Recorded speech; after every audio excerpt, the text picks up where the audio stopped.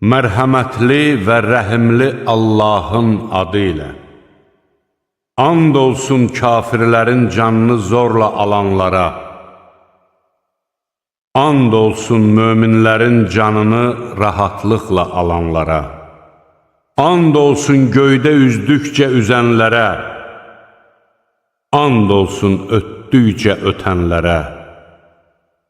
And olsun buyruqları yerinə yetirənlərə. O gün lərziyə gələn lərzələnəcək, onun ardınca təkrar lərzələnəcək. Həmən gün qəlblər qorxudan tir-tir əsəcək. Bu qəlb sahiblərinin gözləri məzlum görkəm alacaq. Onlar deyirlər, yəni biz yenidən bundan qabaqki halımıza döndəriləcəyik, sümüklərimiz çürüdükdən sonra. Onlar dedilər, belə olduğu halda bu zərərli bir qayıdışdır.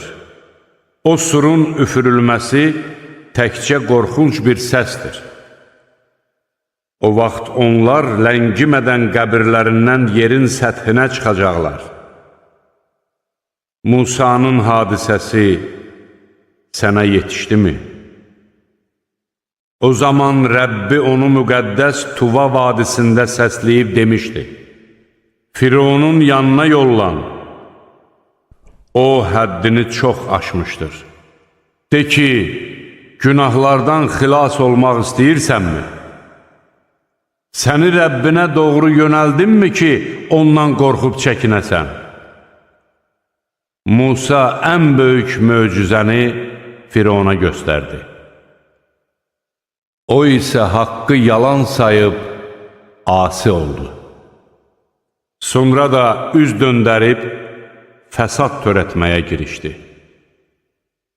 O cəmaatını toplayıb, onlara hündür səslə müraciət edərək dedi, sizin ən uca Rəbbiniz mənəm.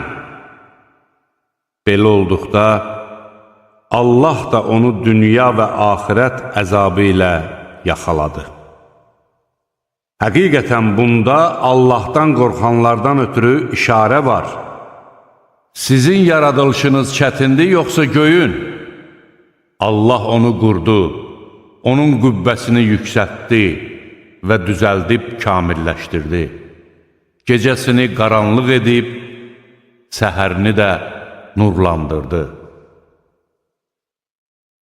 Sonra yeri döşəyib, onda su və otlaq yaratdı.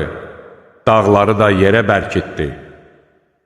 Bunlar sizin və mal-qaranızın faydalanmasından ötürüdür.